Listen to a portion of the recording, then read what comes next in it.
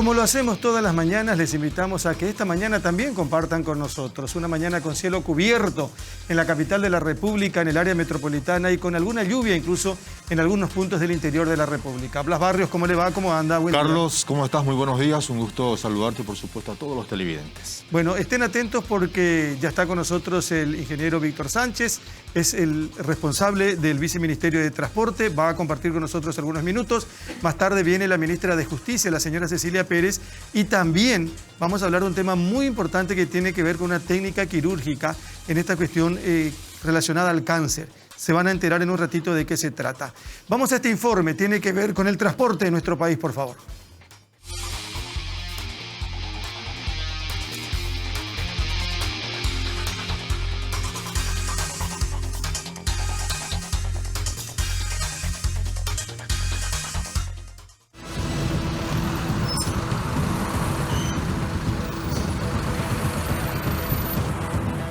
El área metropolitana de Asunción tiene 1.132.000 pasajeros que diariamente utilizan el servicio del transporte público. 29 empresas privadas brindan este servicio mediante rutas que son licitadas por el Ministerio de Obras Públicas y Comunicaciones. Licitaciones que garantizan el itinerario, pero no la calidad del servicio en cuanto a las condiciones de los autobuses, horarios del servicio, preparación de los choferes y seguro del pasajero. Lo más moderno que se ha implementado en nuestro país en el servicio público del transporte es el billetaje electrónico, que reemplazó el uso del dinero en efectivo para abonar el pasaje con una tarjeta magnética. Una tecnología que ha cambiado los números de pasajeros que declaraban los transportistas y mejorado la información que tiene el Estado en tiempo real sobre este servicio público.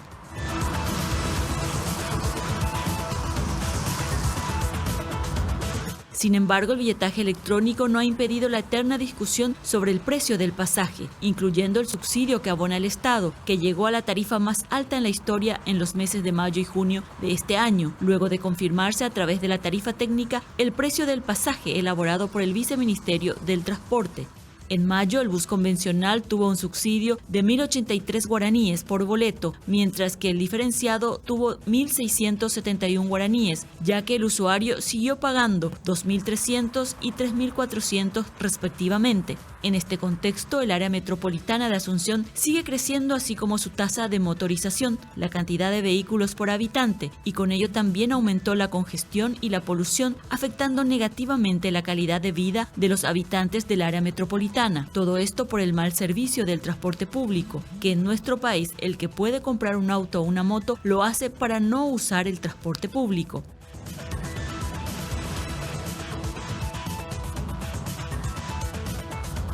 Asunción tiene un proyecto de sistema integrado de transporte con mayor capacidad y con carriles exclusivos alimentados desde los barrios y las ciudades periféricas, empezando con un primer corredor en la avenida Eusebio Ayala, que representa aproximadamente el 42% de los viajes del transporte público de toda el área metropolitana, con unos 17.000 pasajeros por hora y sentido.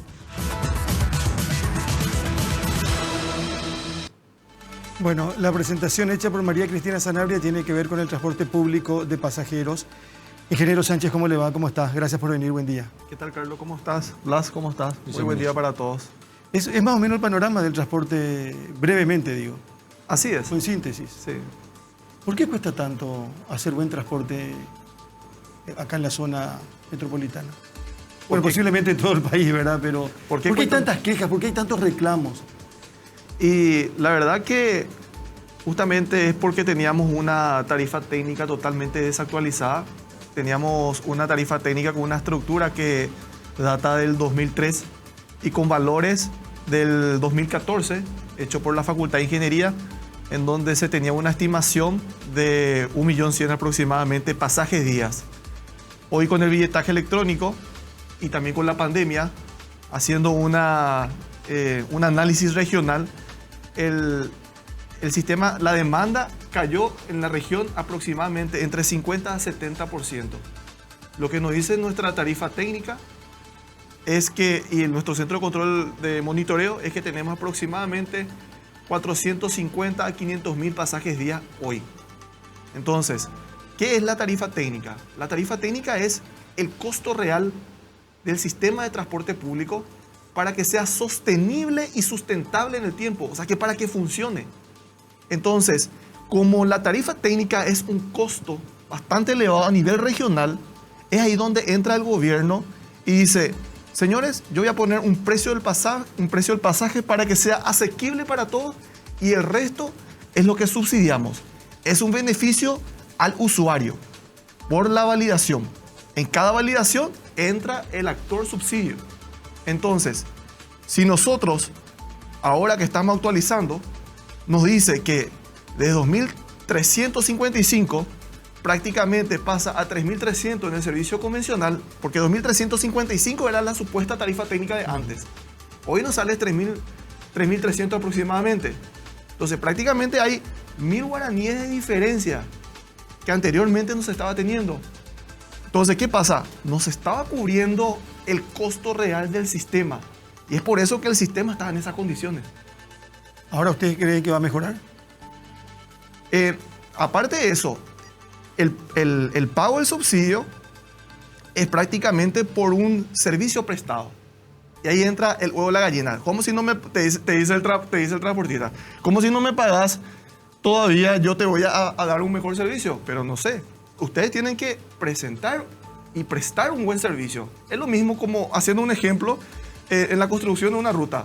Viene la contratista, hace la ruta por sus medios, con el anticipo, en este caso el anticipo del precio del pasaje, hace la ruta, presta, vienen los fiscales del ministerio, hacen la fiscalización, hacen la certificación y ahí recién se generan los procesos administrativos para que se pueda concluir eso.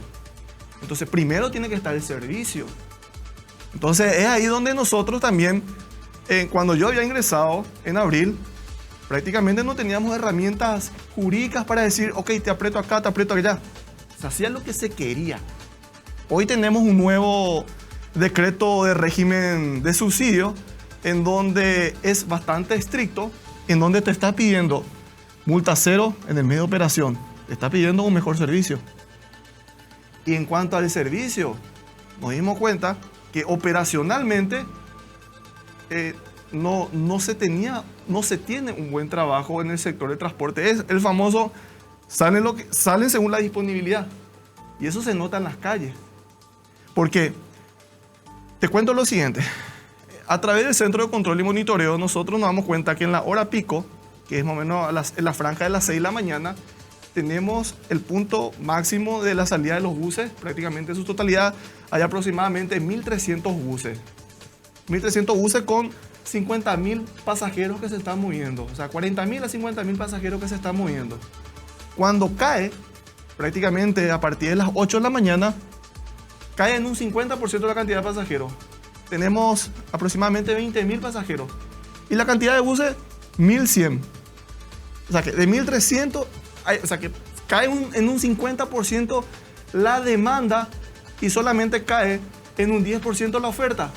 Y entonces, ¿qué pasa? Empezás a ver colectivos en horario no pico, empezás a ver colectivos prácticamente vacíos, colectivos con pocos pasajeros. ¿Por qué? Porque hay una mala organización en las empresas. Ellos sacan según disponibilidad nomás. Llegan colectivos, hay chofer, adelante. Llega colectivo, hay chofer, adelante. No hay planificación. Entonces, lo que nosotros estamos tratando de hacer a través del Viceministerio de Transporte con nuestros técnicos, ayudar a los empresarios, evangelizar para empezar a hacer una reingeniería operacional. Y lo estamos consiguiendo. En la última semana se está restableciendo el servicio nocturno. ¿Por qué? Porque existe un pliego de base y condiciones, que es lo que tiene la empresa, el empresario. Adquiere ese pliego de base y condiciones, en base a esa exigencia presenta su oferta. ¿Y cuáles son esas exigencias? Que el servicio tiene que haber desde las 5 de la mañana hasta las 11 de la noche. Eso es lo que dice. Se hace de menos. Hay colectivos que trabajan 24 horas, hay líneas que trabajan 24 horas, hay líneas que trabajan a partir de las 2 de la mañana, a las 3 de la mañana, dependiendo de dónde vengan. Pero el pliego de base condiciones te exige de 5 a 23. En la franja horaria de la noche, de 21 a 23, anteriormente estábamos teniendo, o sea que en el mes anterior, en agosto, estábamos teniendo en la franja horaria de las 22 a las 21 casi no hay inconveniente. A las 22 teníamos aproximadamente 50 buses de las 29 empresas, ¿verdad? 50 buses que estaban circulando. Y a las 23 teníamos aproximadamente 10 buses. Ahora estamos teniendo de 50 a las 22 horas, sube a 120. De los 10 colectivos de las 23 horas, sube a 40 buses. Estamos exigiendo... Eso en teoría o en práctica. No. Hoy estamos ¿Se controla? Eso. Y claro, tenemos a través del Centro de Control y Monitoreo y estamos verificando. ¿Y qué pasa? Nosotros, a través del Viceministerio de Transporte, necesitamos esos datos científicos para poder hacer otros tipos de proyecciones. ¿Por qué? Y te digo algo muy importante. En el servicio nocturno, aquellos buses que están circulando a las 23 horas, ¿sabe cuánto tienen en su redondo? ¿Cuántos pasajeros? No. 2, 3 pasajeros. Viceministro, ¿Y crees que con 2, 3 pasajeros puedes hacer que el sistema sea sostenible? Ahora, es una cuestión técnica que parece bastante interesante la manera en que lo explica, pero la cotidianidad y la realidad de la parte más importante de toda esta historia, que son los usuarios, habla de otra cosa, viceministro. Que tenga 1 o 2 pasajeros son un poco también la consecuencia o los riesgos que vos como empresario asumís al momento de dedicarte a este negocio. Sabés que en cierto horario vas a tener 2, 3 pasajeros y sabés que en cierto horario vas a tener colmado hasta por la ventanilla. De esa manera uno puede compensar. Ahora, el ciudadano, porque aquí parece ser que estamos hablando de los intereses empresariales, de la parte técnica, todo genial, pero la parte ciudadana, que sale de laburo a las 11, las 12 de la noche, que sale de su labor a la 1 de la madrugada y tiene que amanecer esperando un colectivo, para esa gente no hay respuesta. Y esa es la parte, creo yo, más importante de toda esta historia, más allá de las explicaciones técnicas. ¿Qué solución se le puede dar real a corto tiempo a esta gente que está necesitando de un buen servicio y que necesita más las reguladas que hay también? Como te estaba mencionando, con esta introducción técnica, nosotros necesitamos de estos datos científicos, operacionales, para hacer nuestra toma de decisiones, ¿verdad? Entonces, ¿qué ocurre? Hasta las 23 horas es lo que está exigido en el pliego de base de condiciones. Como gobierno tenemos que tomar algún tipo de medida de garantizar un servicio nocturno en la franja horaria donde tenemos un hueco y en base a eso hacer una planificación. Existen 2 alternativas. Uno sería hacer una línea estatal en las troncales, en las diferentes troncales, ¿verdad? En esa franja horaria. Y lo otro sería hacer un sistema de subsidio por kilometraje recorrido. Entonces, para garantizar que exista el servicio, y no estamos hablando de rentabilidad, estamos hablando de sostenibilidad. Para que el servicio sea sostenible, ver en las rutas, en las troncales donde tenemos esa demanda de pasajeros, por más que sean 10, 1, 3 pasajeros, que exista ese servicio.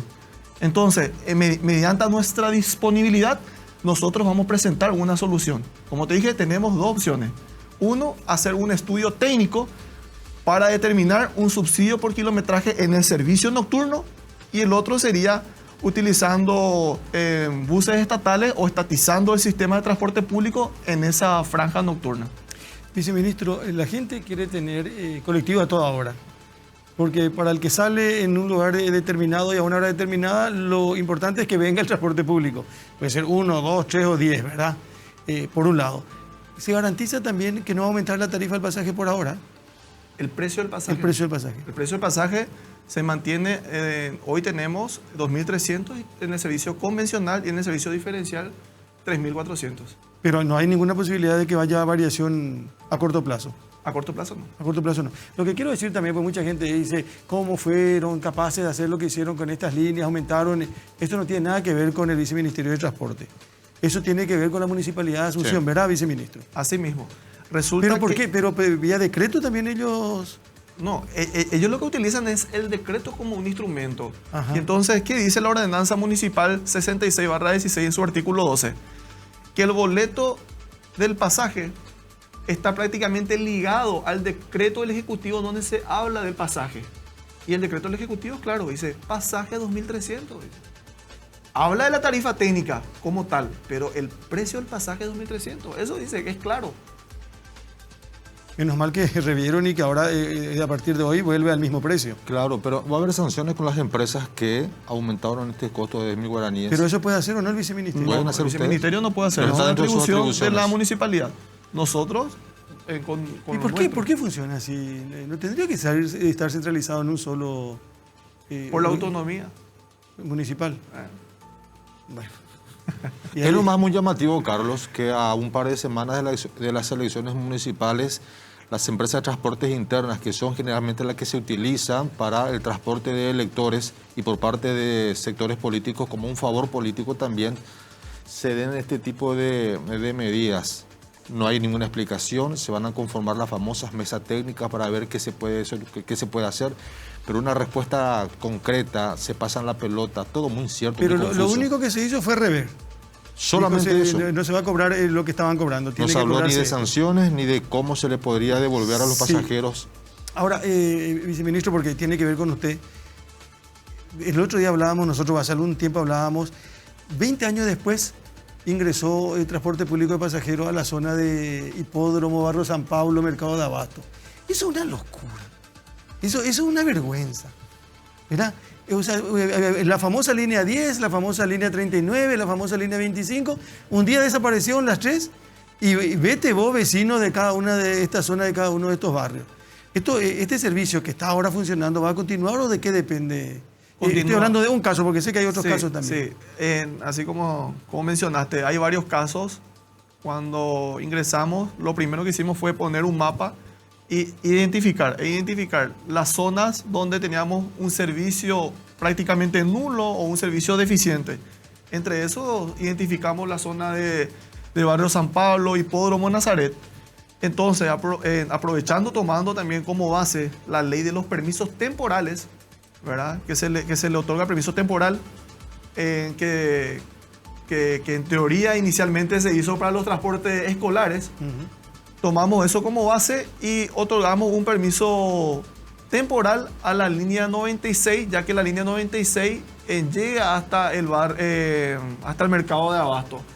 Aprovechando eso y también por sus buenas intenciones, ¿verdad? En el sentido de la empresa, ¿verdad? Porque no es obligatorio, entonces pudimos hacer esta adecuación temporal que si bien tiene un plazo y va siendo renovado mes a mes. Nosotros ya iniciamos el proceso de pedirle permiso a la Municipalidad de Asunción para que podamos llamar a una licitación de ese tramo y volver a restablecer. Pedimos prácticamente de 3 líneas históricas que nos habiliten la Municipalidad de Asunción para hacer nuestro llamado a licitación. Para cerrar nomás, viceministro, cuesta mucho soñar con un... Yo entiendo que hay empresas que trabajan muy bien y que son muy respetuosas del usuario, pero hay otras empresas que dejan mucho que desear.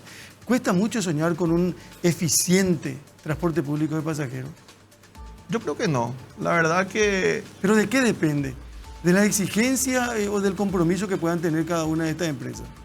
de una organización, de disciplina, ya sea por parte del gobierno y también transmitiendo eso al empresario.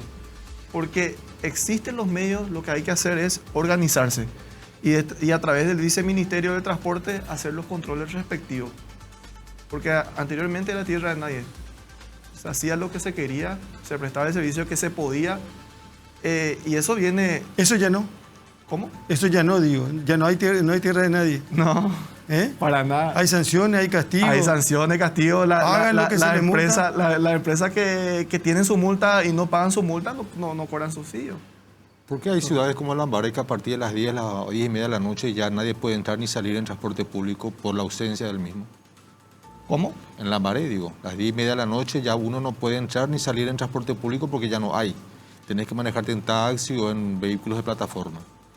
Así es, y nosotros hoy estamos ya restableciendo ese servicio nocturno, al menos garantizando sobre las troncales, ¿verdad? Entonces, sobre las troncales, en la franja horaria de las 22 y las 23, estamos teniendo servicio Hasta la 23. hasta las 23. A partir de allí en adelante. Ahora hasta las 23, ¿verdad? Por eso es lo que te digo, con estos datos que estoy recabando en este tiempo del 1 de septiembre a la fecha, vamos a presentar ante el Consejo Asesor de Tarifa qué podemos hacer para garantizar un servicio en, qué sé yo, de 23 a las 4 de ¿Se la le puede mañana. poner fecha de solución a todo esto que está hablando?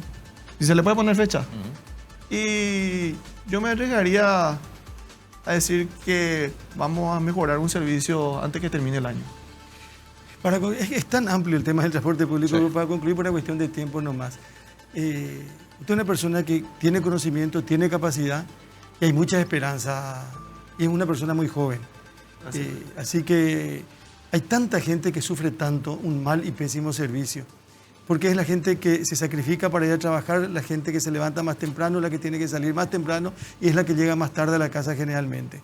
Entonces, para esa gente primero y después para un tránsito mucho más ordenado, un eficiente servicio de transporte público nos vendría muy bien, viceministro. Así es.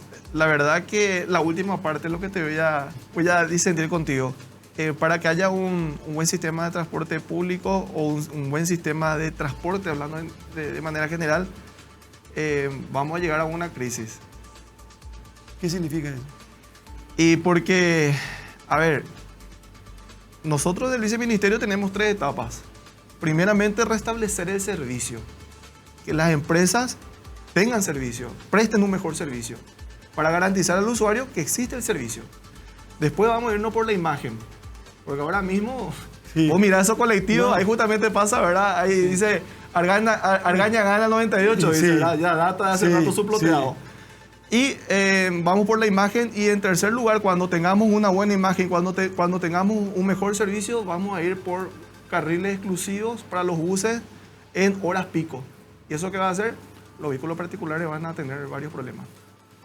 Y bueno, Pero el que usa el transporte público Claro. va a llegar a su trabajo. en tiempo y forma. Así es. Viceministro, ojalá a corto plazo. Gracias por venir a visitarnos brevemente, por lo menos esta mañana. Gracias, Muy Carlos. amable. Gracias, Blas. El ingeniero Víctor Sánchez, viceministro de Transporte, con nosotros. Estaba fijándome, Blas, hace un ratito nada más. Bueno, en realidad anoche estábamos fijándonos. En Central, ningún fallecido después de mayo del 2020. Excelente Por primera noticia. vez, ningún fallecido en el departamento central. Un dato. En Uruguay hace 5 días que no tienen fallecidos. ¿Saben cuántas personas murieron en la guerra del Chaco? ¿Cuántos paraguayos? 30.000. ¿Saben cuántos murieron en la pandemia en Paraguay? 16.000. Un poco más del 50%. Mucha gente En un año y medio. en un año y medio. Bueno, algunos datos. El doctor Pío Alfieri que insiste e insistía esta mañana en la necesidad de que el sector infantil también sea vacunado contra el COVID, especialmente para el inicio de tareas el año que viene.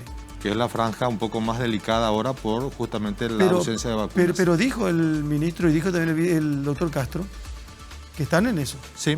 Para Para el año que diciembre, si Dios permite, nos decían que quizás ya se tengan las dosis suficientes como para iniciar las inoculaciones a los adolescentes de 12 años en adelante sin enfermedades de base. Bueno, cambios en el ámbito policial.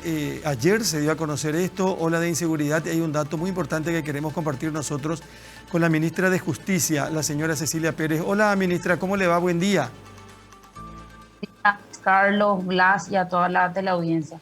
Ustedes estuvieron o usted específicamente estuvo en Palacio de Justicia el transcurso de esta semana, creo que fue el lunes, y ahí se habló de esta situación que se da con la cantidad de gente que obtiene de alguna u otra manera su libertad, ministra, perdón. No, realmente ese tema puntualmente no tocamos nosotros. Nosotros hablamos de un poco la situación penitenciaria, el problema de seguridad penitenciaria y los esquemas del crimen organizado, ¿verdad? Por eso estaba la unidad antinarcóticos y la unidad del crimen organizado. Claro, lo que pasa es que ayer empezaron a argumentar de una u otra manera representantes del sector policial que han recuperado su libertad o fueron dejados libres, algo así como 1.700 reclusos en los últimos tiempos. Y hay mucha gente que tiene algún tipo de alternativa, no se cumple, y esa gente no tiene un lugar de trabajo y se dedica otra vez a la delincuencia. Eso también preocupa y la gente de la policía dice que gran responsabilidad de todos estos hechos de inseguridad pasan por la justicia, ministra. Yo no quisiera limitarme a eso, ¿verdad? Responsabilizar de toda la inseguridad el sistema de justicia me parece que es un poco simple, un poco superficial y limitarse a una situación en particular que se puede resolver con una cuestión de gestión, ¿verdad? Hay que preguntarle a los fiscales porque si la policía hace estas afirmaciones, hay que preguntarle a los fiscales por qué ellos le sueltan, si es que realmente le sueltan en todos los casos, ¿verdad? Nosotros tenemos que tener en cuenta muchos otros factores, porque mi preocupación particular es viendo la historia que nosotros vivimos ya hasta ahora, y hablar de que la solución a todo esto sería mandarlos a todos adentro. Ya se hizo eso en el año 2011 con la ley 4431 y todos sabemos cuál fue el resultado de eso, ¿verdad? Cuál fue la consecuencia de aquella situación en la cual terminamos aumentando, saturando los centros penitenciarios y terminamos finalmente en una situación de la masacre de San Pedro, que fue lo que derivó en una modificación de la ley y que nos permitió de alguna manera bajar de alguna forma la privación de libertad. Pero no estamos hablando de una libertad total y absoluta o masiva. Ni siquiera con la pandemia tuvimos una modificación legislativa y nosotros disminuimos la población penitenciaria en 1.500 personas privadas de libertad aproximadamente, que es lo que se mantiene. Hoy teníamos casi 16.000, hoy tenemos 14.500. Pero limitar a ese criterio de que es solamente porque se les suelta a todos los que se les detiene, yo creo que es un análisis bastante limitado. Puede ser una arista, pero no puede ser toda la causa del problema. Entiendo. Ahora, es muy difícil que una persona que haya ingresado a un penal, a una penitenciaría, salga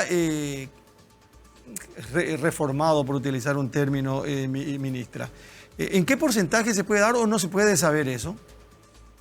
Bueno, realmente hablar de una reinserción total es muy difícil saber, ¿verdad? Muchas veces inclusive las personas indultadas, nosotros intentamos hacer el seguimiento de su situación y ni siquiera quieren ya tener contacto con el sistema, ¿verdad? O sea, con el Estado. Ahora, el trabajo en sí de tratamiento penitenciario se hace con las personas condenadas. Eso es lo que hay que aclarar. Se trata de reinsertar socialmente al que está tratado, a quien se le aplica un tratamiento penitenciario. Ese tratamiento se hace con las personas condenadas. Por eso vuelvo a decir, hablar de medidas sustitutivas o de hablar de reinserción social, porque estas personas no terminan reinsertándose a la sociedad y que esa es la causa de todo eso, es un elemento, es una parte que categóricamente ha de tener incidencia, pero no es el origen de todo. Acá el tema es más complejo y mi preocupación es que solamente se tomen abordajes parche, ¿verdad? Como ya se hizo en el año 2011, que el origen de esa ley, antes de eso hubo una acordada de la Corte y antes de eso hubo un caso de un asalto de una persona que se descubrió que tenía 14 antecedentes y que estaba en libertad, y el resultado de eso fue ¿verdad? Fue esta situación a la que me refiero, que se decretó una ley en la cual se daba de una manera tasada todos los casos con prisión preventiva y terminó explotando el sistema, porque no podemos detenerle nomás a todos para paliar la situación. Entonces vamos a tener que, si vamos a aplicar de vuelta un criterio de cómo se aplicó esa ley, nosotros tenemos que construir 4 penales anuales. Viceministra, usted bien dijo... Ministra, perdón, ministra. Yo ya me equivoqué, así que... Sí, no, para que no te quedes solo. Ministra, bien usted dijo que esto es una situación más compleja y yo coincido totalmente con eso, porque de cada 10 internos, 8 no tienen condenas. Y muchas veces estas personas que están allí sin condena adquieren las costumbres delincuenciales que cuando su caso es tratado por la justicia y queda en libertad, ya no tienen oportunidades sociales e ingresan al mundo delincuencial. ¿Por qué hay tantas personas sin condena? El 80%, según los datos estadísticos, aparentemente estarían allí sin condenas, lo que también a su vez genera un hacinamiento humano en casi todas las cárceles del país. Nosotros tenemos que abordar es una cuestión coordinada que estamos haciendo con la Corte, ¿verdad? De hecho, que esa disminución de la población penitenciaria en todo este tiempo de pandemia lo hicimos sin ninguna modificación legislativa, una depuración de las causas. Pero yo vuelvo a decir, no podemos limitarnos al tratamiento procesal de la comisión del delito. Acá cada estamento tiene que reconocer sus problemas, sus falencias y sus limitaciones, y lo que hay que hacer es hacer un trabajo verdaderamente coordinado, ¿verdad? Puntualmente coordinado, claro, con la postura, pero el Poder Judicial está en el medio. El Poder Judicial es el que tiene que dirimir el conflicto de una manera imparcial. Cada uno lleva su postura y en este punto hay que ver o hay que trabajar sobre la eficiencia en la gestión. Pero no nos podemos limitar solamente a lo que pasa cuando se le detiene o no se le detiene. Ay, nosotros tenemos que trabajar en las causas del delito, cosa que no se hace. Tenemos que trabajar en un esquema preventivo, cómo trabajar para evitar que la gente caiga en la delincuencia, no solamente limitarnos a reprimir cuando ya se cometen los hechos. Y eso es lo importante, que nunca parece urgente, porque las urgencias nos quitan el tiempo y las energías seguramente y dejamos de mirar la importancia, porque desde el 2011 hasta ahora, 10 años de diferencia, no hemos trabajado en algo que la práctica ya demostró que fue una ley parche que generó mayores conflictos que soluciones, ¿verdad? Entonces, hay demasiados argumentos que hay que encarar y no es solamente desde el punto de vista meramente procesal. Bueno, ministra, hablamos del sistema penitenciario. ¿Cuántos reclusos en total hoy? 14.680. 14.600. ¿Y capacidad para cuánto tenemos? 500. ¿Cuánto?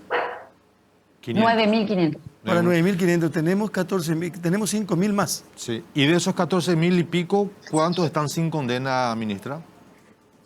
Y es 77% aproximadamente. Cada vez que se habla del reemplazo de Arnaldo Yucio, dicen que Cecilia Pérez va a ser ministra del Interior. ¿Verdad? ¿Le seduce la idea, ministra? Nunca le ofrecieron así. Yo creo que más que por cambios meramente, yo creo que hay que trabajar de manera coordinada y eso es lo que estamos, o sea, ahora sí estamos trabajando. Yo desde mi ámbito de justicia puedo decir que nuestro trabajo coordinado da resultados en lo que tiene que ver con seguridad, porque, bueno, yo creo que está a la vista, ¿verdad? Nosotros tenemos un trabajo coordinado con crimen organizado, antisecuestro y inteligencia policial, investigación de delitos,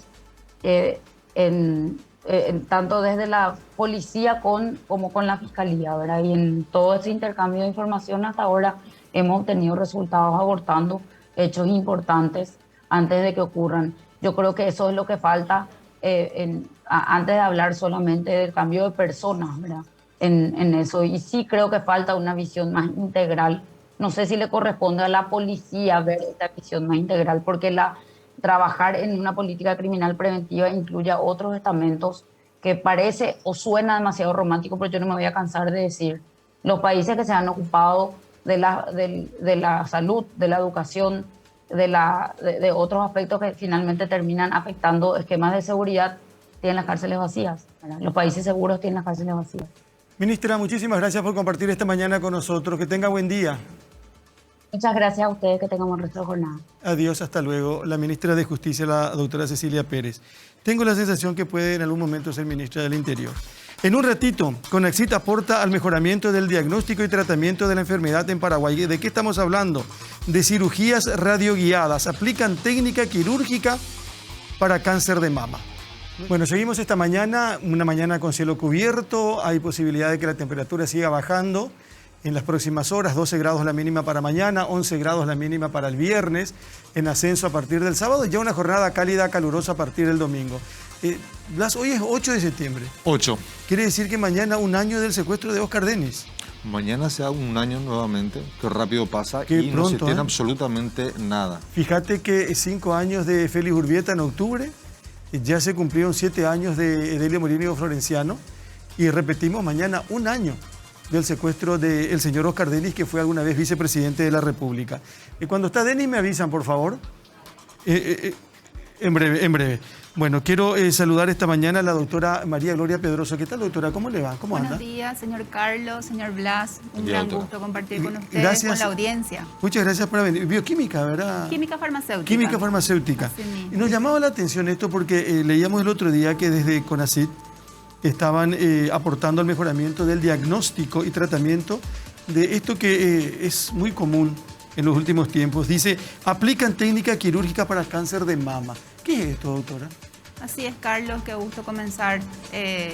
Estabas hablando de las noticias actuales, también queremos colaborar con alguna noticia positiva. Exacto. Y sobre todo estamos muy orgullosos de que el CONACYT, el Consejo Nacional de Ciencia y Tecnología, una institución pública nacional, esté apoyando al avance tecnológico para el diagnóstico de muchas enfermedades El caso que nos toca a nosotros ahora abordar desde la Universidad Nacional de Asunción en el Instituto de Investigaciones en Ciencias de la Salud es el cáncer de mama.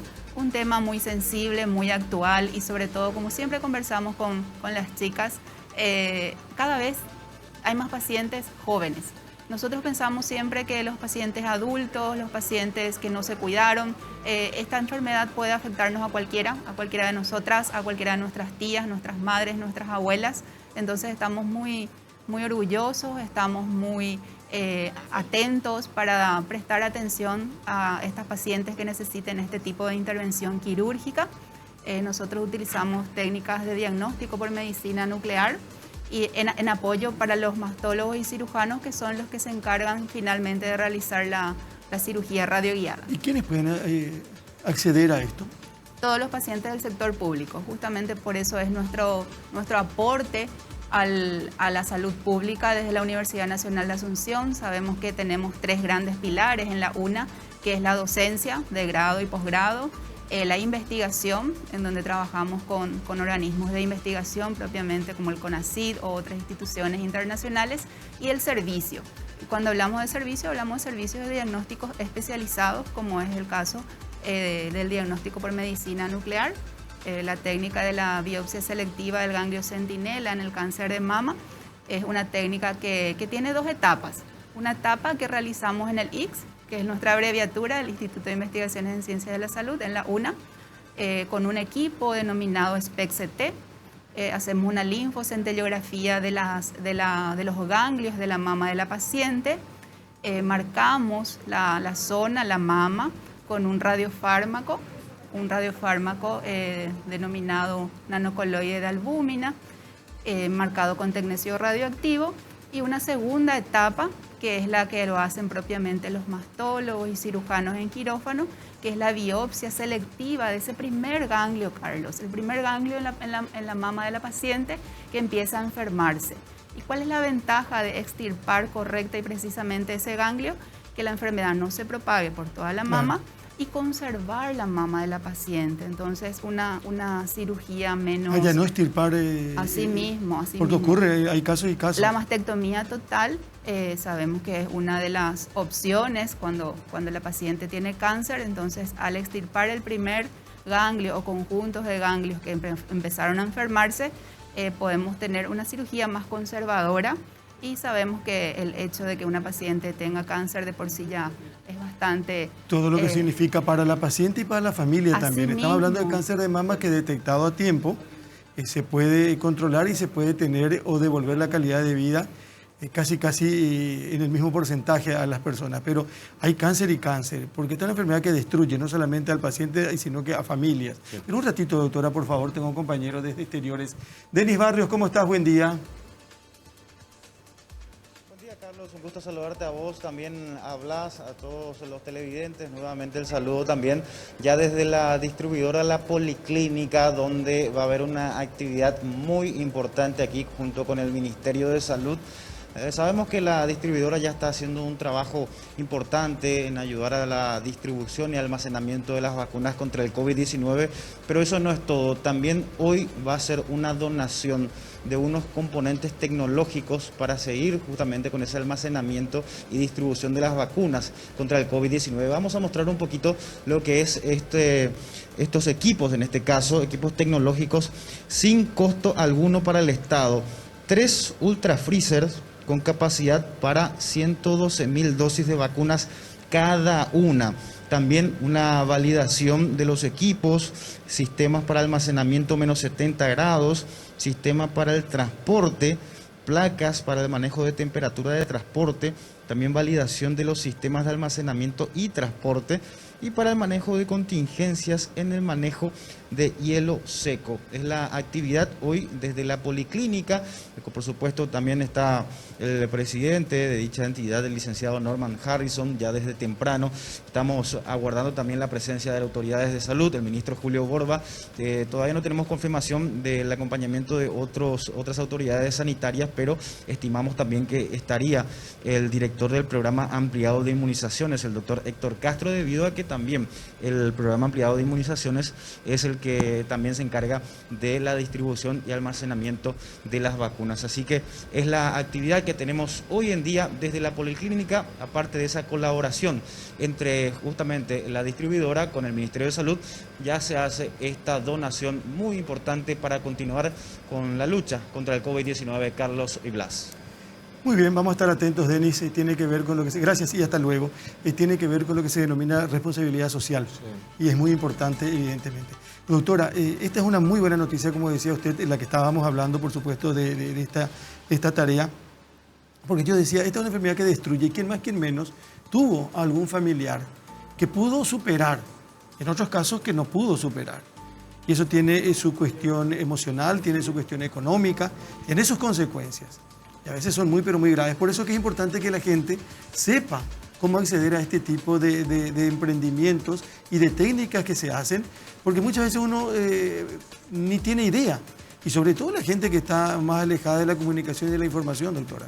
Así es, esa es una gran ventaja, un gran desafío también para la universidad, trabajar en conjunto con todos los hospitales de la salud pública. Tenemos, por supuesto, nuestro hospital de clínicas, que es el Hospital Escuela de la Facultad de Ciencias Médicas. Estamos en el mismo campus universitario en San Lorenzo, entonces por acceso y fueron todos nuestros profesores, los colegas con los que trabajamos, es factible.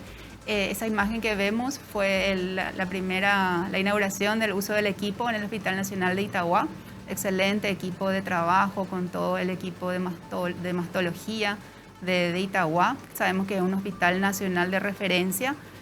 Nuestros pacientes son todos los pacientes de las regiones sanitarias que no pueden tener acceso a un tratamiento completo e integral en sus hospitales regionales.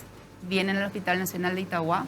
Otro hospital con el que también vamos a trabajar muy de cerca es el INCAM, el Instituto Nacional del Cáncer, como su nombre lo dice, el hospital de referencia, en donde también muchísimas pacientes están recibiendo el tratamiento, el diagnóstico, el inicio de su tratamiento sobre todo, entonces donde nosotros vamos a apoyar muchísimo a todos los hospitales públicos del sistema de salud. Doctora, ¿este tratamiento también es accesible para los varones que padecen la enfermedad?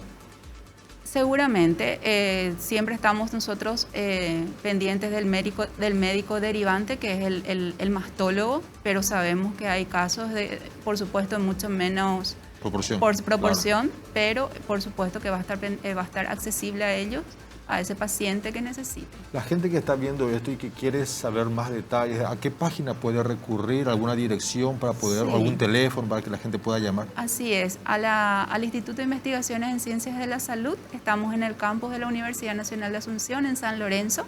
Estamos muy cerca, tenemos una infraestructura relativamente nueva, nos habíamos mudado cuando se mudó el Hospital de Clínicas también de Sajonia, nosotros nos mudamos a San Lorenzo, entonces estamos muy cerca entre la Facultad de Ciencias Médicas y el rectorado de la UNA, como para ubicarnos físicamente, para que se ubiquen físicamente los pacientes, y también los médicos con quien ya hemos contactado y todos los médicos con quien podríamos seguir trabajando, siempre y cuando sea el sector público de la salud, pueden acercarse a través de la página web de la institución, el ICS-UNA, que son nuestras siglas más conocidas.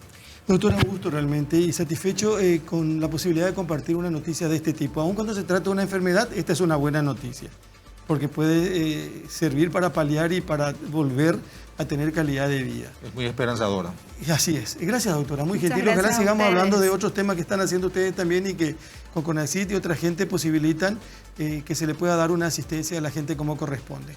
Tenemos que cerrar nuestro capítulo de hoy, Blas, contándole a la gente que ya hay lluvia en el sur del país. Es una buena noticia también. Y en la zona del Chaco también nos dicen que hay alguna lluvia a estas horas de la mañana. ¿Mañana juega Paraguay? ¿Apostamos algo o lo dejamos así nomás? No, espera, no, tenemos tiempo todavía. Pare de sufrir, mi querido Blas. Bueno, mañana juega 18:30, ¿cierto? La selección paraguaya frente a Venezuela. Nos vamos, señora, señor, gracias por acompañarnos. Ustedes saben que nos encuentran como esta mañana, todas las mañanas, de lunes a viernes, de 7 a 8 de la mañana en Mega TV. Chao.